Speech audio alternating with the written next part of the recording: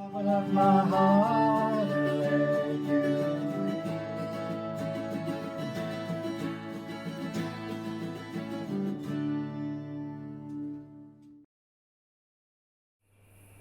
Session 6 of New Beginnings. So we stand at the beginning of another year. How do we approach it? Are we fearful? Are we thinking, oh, COVID's just going to take over and ravage the place? We have a sort of a hopelessness, oh, nothing's going to change, it'll just be the same old thing. Or do we have a sort of an optimism that, well, it couldn't be worse than last year?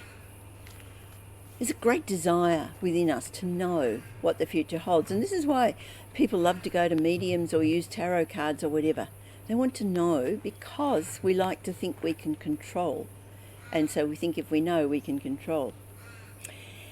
However, I often wonder if the medium or whatever gives you bad news, how do you cope with that? I said to the man who stood at the gate of the year, "Give me a light that I may tread safely into the unknown." And he replied, "Go out into the darkness, put your hand into the hand of God, and it will be to you better than a light and safer than the known way." It's a statement saying the best place to be is hand in hand with God. But to do this, we need to trust God. We need to know that He's good, and whatever happens, that He's there with us. He's never guaranteed that there won't be pain, there won't be difficulty.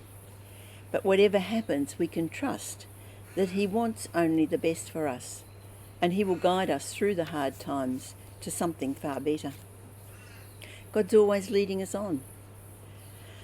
There's always more to learn. There's always more to experience. Faith cannot stand still. If it tries to stand still, it's like a muscle, it will deteriorate, and so it has to keep being used to grow. Our desires need to change from self-concern to God-concern. It's all a growing process. Change isn't easy. We get comfortable with what we know and we feel we can do what we're doing, and so we feel very comfortable there. Change can challenge that.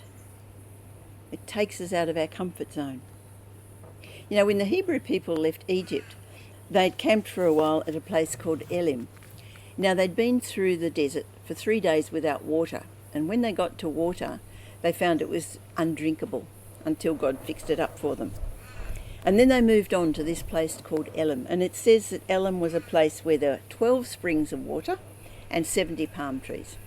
In other words, it was an oasis, and it was probably a very, very pleasant place to camp, and they stayed there for a while. And I imagine that a lot of them didn't want to leave there. They didn't want to go back out into the desert. And yet if they hadn't, they would never have reached the promised land. It's easy to find a comfortable place in life, a comfortable stage that's pleasant, and we want to stay there. But God's always calling us on to something new. Jeremiah 29:11, "For I know the plans I have for you, plans to prosper you and not to harm you, plans to give you a hope and a future." If we seek to settle down in the comfortable place, we may never experience the good thing that God has for us. Trust Him, it will be good. Go out into the darkness, put your hand into the hand of God, and it will be for you better than a light and safer than the known way.